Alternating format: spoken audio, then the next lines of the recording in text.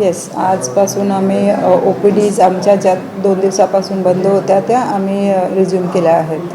Ma'am, एक वैभव सूर्यवंशी नावाचे doctor आहेत, त्यांनी राजीनामा दिल्याची माहिती आहे. अजून तरी नाही, म्हणजे आम्हाला नाही माहिती आहे ते, कारण ते आम्हाला त्यांच्याकडून असं अजून तरी काही कन्फर्मेशन आलं नाही आहे. ते डायरेक्ट एम्प्लॉई होते की ते कॉन्ट्रॅक्टवर होते, प्रायव्हेट कंपनी MKचे होते, थर्ड पार्टी. त्यांचे किती डॉक्टर्स आहेत? ॲट प्रेझेंट वर्किंगला म्हणजे 2 दिवस अगोदर टोटल 6 होते. 6 RMOs. मॅडम, हॉस्पिटलच्या ज्या नर्स असतील किंवा स्टाफची जी मागणी होती की कुठेतरी त्याला अटक करावी आणि त्यासाठी 2 दिवसापासून सगळे आंदोलन करत होते. आज काय परिस्थिती आहे? कुठली OPD? माझा पूर्ण स्टाफ हॅज कम बॅक. जे कॉन्ट्रॅक्टवाले स्टाफ नव्हते ते पण रिझ्यूम झालेत रात्रीच. पोलीस बंदोबस्त मिळाला? येस. सगळं बोललं होते, तुकड्या तुकड्याच वाटते थोडं. म्हणजे तुम्ही बोलताय ना त्या परिस्थिती आहे नेमकी. रमेश म्हात्रे नाटक झाली आहे, कामवर 2 दिवसानंतर हॉस्पिटल सुरू झालं आहे, तर काय परिस्थिती आहे? आमच्या डॉक्टर्सने कॉल ऑफ घेतला आहे. माझे आज OPD पण चालू आहे आणि IPD तर आमची चालूच होती. माझा पूर्ण स्टाफ आला आहे कामावर. जे वैभव सूर्यवंशी यांनी राजीनामा दिल्याची माहिती आहे मॅम. वैभव सूर्यवंशी यांनी नाही, त्यांची काही माहिती नाही, पण तसं आम्ही त्यांना रेस्टच दिलेला. 2 दिवसापासून त्यांना ड्युटीवर नव्हतं बोलत. ते सेल्फ एम्प्लॉय होते की म्हणजे? नाही, ते private third party MK through होते. मॅडम, एक सगळ्यात महत्त्वाचा प्रश्न, सध्या काय एकूणच सगळ्या स्टाफची कालपर्यंत मानसिकता होती आणि आज काय मानसिकता आहे? कारण कालपर्यंत आपण आग्रही होता, एक थोडंसं वेगळं नाही, वातावरण. माझा स्टाफ आता कॉन्फिडेंटली बिकॉज आम्हाला कमिशनर सरांनी तेवढं आश्वासन दिलं आहे की सेक्युरिटी वाईज वगैरे सगळं आम्हाला भेटणार आहे आणि ते आम्हाला भेटले. काय काय नेमकी मागणी केलेली की म्हणजे हॉस्पिटलला? मला हॉस्पिटलला माझ्या स्टाफची सेक्युरिटी सेफ्टी पाहिजे होती, त्याच्यासाठी मला पोलीस बंदोबस्त पण पाहिजे होता, तो भेटला. बताइए, हिंदी में हॉस्पिटल बंद किया गया था. आज से हमारा हॉस्पिटल OPD सर्विसेज के लिए हमने रिज्यूम कर लिया है. हमारे डॉक्टर्स आ गए.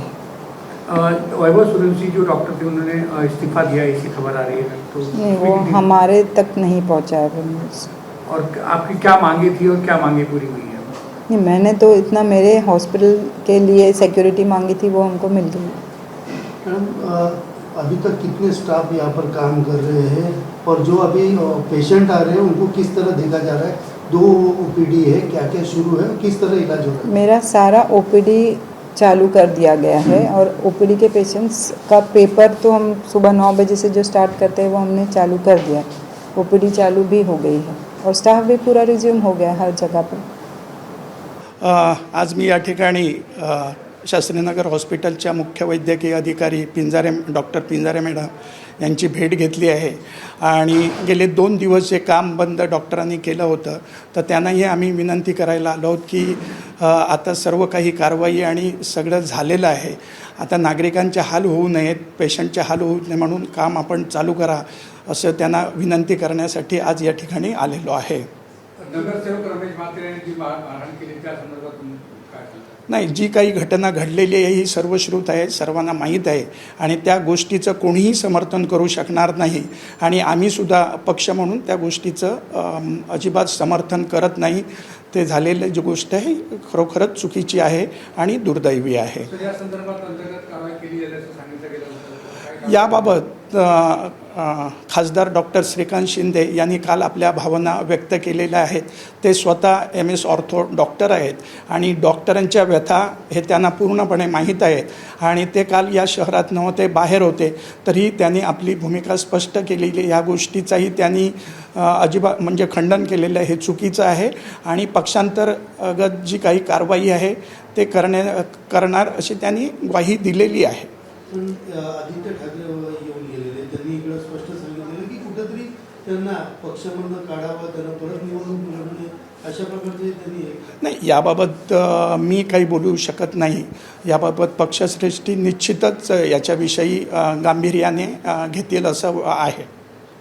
बॉडीगार्ड जे आहेत नगरसेवकांना दिलेलं आहे, या बॉडीगार्डवरती देखील रोहित पवारने टीका केलेली आहे.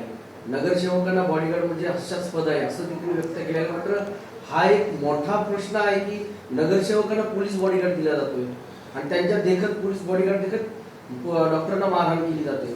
नाही, हा विषय आमच्या अखत्यारीतला नाही. हा पोलीस प्रशासनाचा आहे. कोणाच्या जीविताला हानी होऊ नये किंवा जर धोका असेल तर ते ठरवण्याचं पोलीस प्रशासनाचं हे आहे, अधिकार आहे.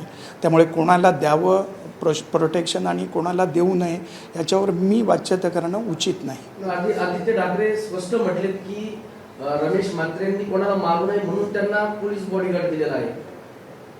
नाही, याच्यावर प्रोटेक्शन देणाऱ्यांनाच कल्पना असेल. मी कसं काय सांगणार? शेवट विरोधक आहेत ते आपल्या पद्धतीत बोलत असू द्यात, त्याच्याविषयी माझं काय म्हणणं. पक्षाची काय भूमिका आहे या संदर्भात? नाही, पक्षाची भूमिका काल डॉक्टर श्रीकांत शिंदेंनी स्पष्ट सांगितलेली आहे की त्यांनी ही गोष्टीचं समर्थन केलेलं नाही. त्यांनी त्याचं खंडन के चुकीचं आहे म्हटलेलं आहे आणि पक्षांतर कारवाई जी काय आहे ते पक्षश्रेष्ठी ठरवतील. पण आज या ठिकाणी डॉक्टरांनी काम चालू करणं हे गरजेचं आहे. आम्ही त्यांना विनंती केलेली आहे आणि आजपासून कामकाज हॉस्पिटलचं पूर्ण चालू झालेलं आहे आणि आम्ही पूर्ण वैद्यकीय जी काही इथे टीम आहे त्यांच्यासोबत आहोत. शेवट आमची नगरसेवक किंवा लोकप्रतिनिधी म्हणून बांधिलकी आहे की सर्व काही सुरळीत चालावं अशी आमची बांधिलकी आहे आणि त्या अनुसरूनच मी आज या ठिकाणी आलेलो आहे. अनेक लाडक्या बहिणीचे नाव सांगितलं जातात, मात्र लाडकी बहीण का लाडके म्हात्रे अशा प्रकारचा प्रश्न केला जातो. आता पक्षातनं नेमकं काय भूमिका असणार? नाही, लाडकी बहीण हा विषय वेगळा आहे आणि खरोखरच शिंदेसाहेबांनी जे लाडक्या बहिणींसाठी करतात ते खरोखरच म्हणजे स्तुती करण्यासारखं आहे आणि अशी घटना घडली म्हणून ह्या घटनेचा त्या घटनेशी कुठेही जोडू नये. त्या ही जी घटना घडली त्याच्याबाबत कायदेशीर कारवाई निश्चितही सगळं करतील आणि शिंदेसाहेबसुद्धा त्याची दखल घेणार. आदित्य ठाकरे यांनी या ठिकाणी टीका केलेली की लाडकी बहीण बोलतात आणि लाडक्या बहिणीला मारहाण केली. आता पक्ष काय कारवाई करणार? नाही, पक्षाने आपली भूमिका सांगितली आहे ना. कालच खासदार साहेबांनी स्पष्ट केलं आहे की आम्ही पक्षांतर्गत जी काही कारवाई आहे ती करणार.